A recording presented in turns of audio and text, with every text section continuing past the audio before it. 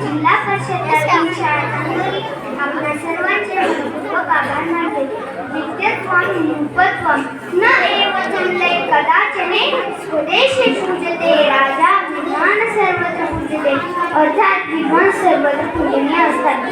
आदरणीय व्यासपीठ, तज्ञ परीक्षक आणि जाणकार प्रथमतः मी प्रियांका भाऊसाहेब वळक, जिल्हा परिषदेतील शाळांनी आपल्या सर्वांचे मनपूर्वक आभार मानते. आजचा माझा विषय आहे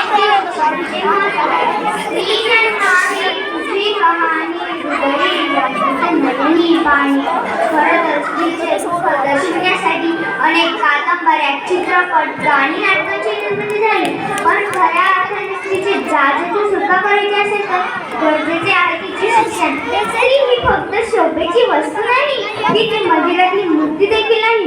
तिचा खरा उत्कर्ष तिचे कर्तृत्व सिद्ध करण्यात आहे. हे काही समाज सुधारकांनी हेरले आणि समाजाची बंधने मोडीत काढत स्त्री शिक्षणाची पायाभरणी केली. या मुलाचा वाटा होता तो महात्मा फुले आणि सावित्रीबाई फुले यांचा. माझ्या सावने तर प्रसंगी दगडे, गोटे, शेण दिले, परंतु स्त्री शिक्षणाचा वसा मात्र सोडला नाही. माझ्या साऊसाठी एवढंच म्हणेल, असे वेदना या सोसूनिया घेतले अंगावरी तुखारे, थंड झाली तुझ्या अंगावरती निज विकृतीचे डंख सारे, निज विकृतीचे डंख सारे. दिले विद्येची फुले आम्हास, दिले विद्येची फुले आम्हास, प्रथम गुरु स्त्री जातीची धाकटी, स्त्री जातीची धाकटी. स्त्री शिक्षणाच्या मदोदश करणाऱ्या पंडिता रमाबाई, ताराबाई मोडो, ताराबाई शिंदे, रमाबाई रानडे, काशीबाई कानेसर, महर्षी कर्वे, गोपालमणी सागरकर या सर्वांना माझा मानाचा पूजनीय महाभाग पुण्यचरित्र.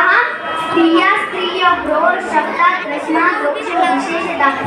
स्त्रीच्या व्यक्तिमत्वाचा सर्वांगीण विकास परिपोषण करणारे महत्त्वाचे साधन म्हणजे स्त्री शिक्षण. स्त्री शिक्षण हा कोणत्याही समाज जीवनाचा आणि समृद्धीचा मापदंड आहे.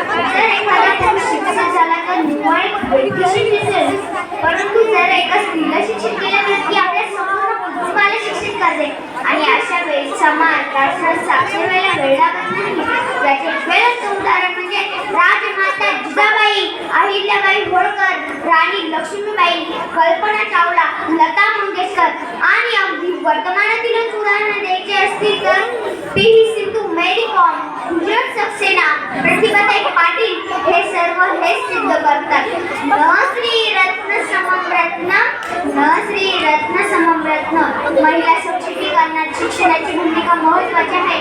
शिक्षित महिला कोणत्याही आव्हान स्वीकारण्यास आणि प्रगतीकडे पार पाडण्यास घाबरत नाही आणि अशा वेळी तिच्या कर्तृत्वाचा ठसा उमटल्याखेरी राहणार नाही. एकदा नेहरू यांनी वक्तव्य केले, कुशल नाही, एकदा नेहरू यांनी वक्तव्य केले, स्त्री शिक्षण हा कोणत्याही समाज जीवनाच्या आणि समृद्धीचा मापदंड आहे.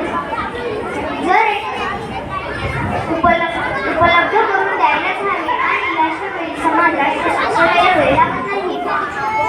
शेवटी एवढंच म्हणेल, उंच भरारी घेतली त्या या जनता, त्या या जनता, त्या या जनता.